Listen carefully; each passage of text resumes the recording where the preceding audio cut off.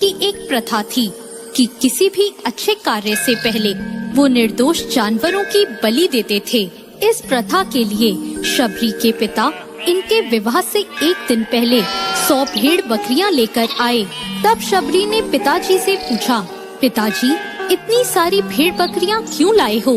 पिता ने कहा, शबरी यह एक प्रथा है जिसके अनुसार कल प्रातः तुम्हारी विवाह विधि शुरू करने से पहले इन सभी भेड़ बकरियों की बलि दी जाएगी। प्रथा के बारे में सुनकर शबरी बहुत दुखी होती है और वो पूरी रात उन भेड़ बकरियों के पास ही बैठी रहती है।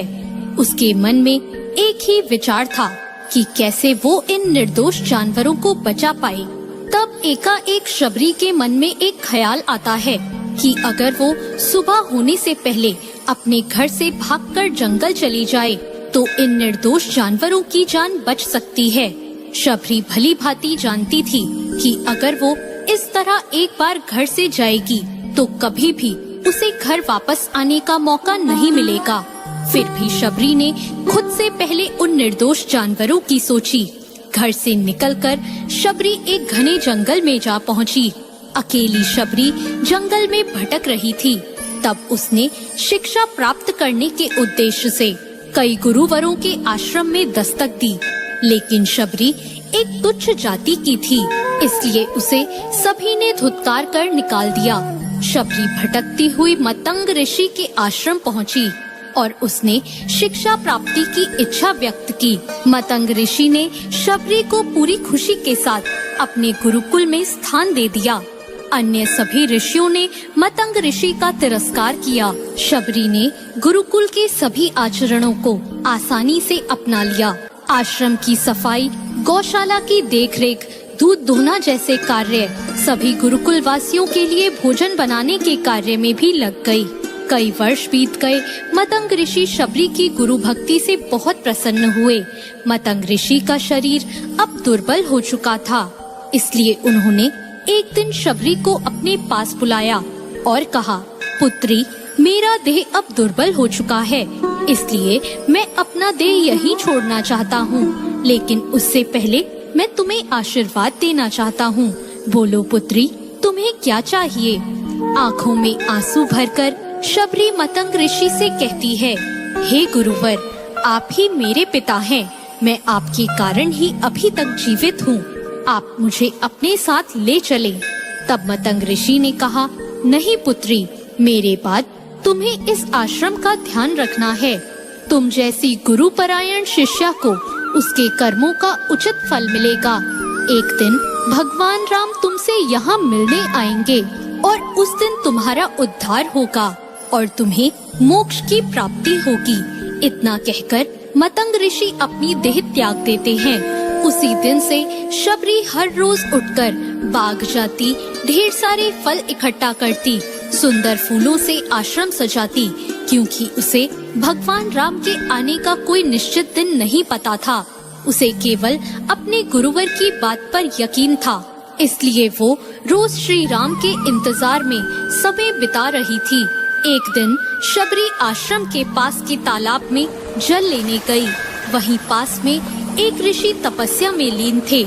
जब उन्होंने शबरी को जल लेते देखा तो उसे अछूत कहकर उस पर एक पत्थर फेंककर मारा और उसकी चोट से बहते रक्त की एक बूंद से ही सारे तालाब का पानी रक्त में बदल गया। यह देखकर वह संत शबरी को बुरा भला कहकर पापी पापी कहकर चिल्लाने लगे। शबरी रोती हुई अपने आश्रम में चली गई और उसके जाने के बाद ऋषि फिर से तप करने लगे। उन्होंने बहुत से जतन किए, लेकिन वो रक्त जल में नहीं बदला। कई वर्षों बाद जब भगवान राम सीता की खोज में वहाँ आए, तब वहाँ के लोगों ने भगवान राम को बुलाया और आग्रह किया कि वे अपने चरणों के स्पर्श से इस रक्त को पुनः जल में बदल दें। राम उनकी बात सुनकर तालाब के रक्त को चरणों से स्पर्श करते हैं, लेकिन कुछ नहीं होता।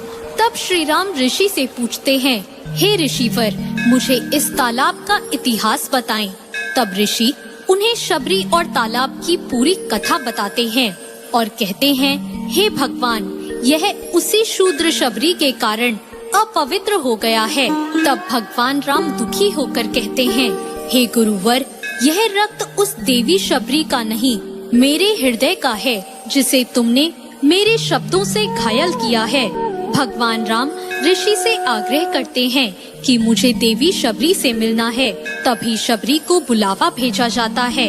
राम का नाम सुनते ही शबरी दौड़ी चली आती है। जब वो तालाब के पास पहुंचती है, तब उसके पैरों की धूल उस तालाब में चली जाती है और तालाब का सारा रक्त फिर से जल में बदल जाता है। तब भगवान राम कहते हैं, देखिए गुरुवर, आपके कहने पर मैंने सब किया, लेकिन यह रक्त भक्त शबरी के पैरों की धूल से ही जल में बदल गया।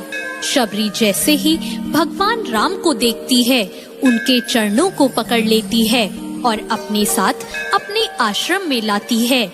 उस दिन भी शबरी रोज की तरह अपना आश्रम फूलों से सजाती है और बाग से चक चक कर सबसे मीठे बेर अपने प्रभु श्री राम के लिए चुनती है और बड़े प्रेम से उन्हें अपने झूठे बेर परोसती है।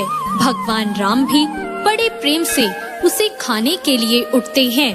तब उनके साथ गए लक्ष्मण उन्हें रोककर कहते हैं, भ्राता, ये बेर झूठे हैं। तब राम कहते हैं, लक्ष्मण, ये बेर झूठे नहीं, सबसे मीठे हैं, क्योंकि इनमें प्रेम है और प्रभु श्री राम बहुत ही प्रेम से उन बेरों को खाते हैं।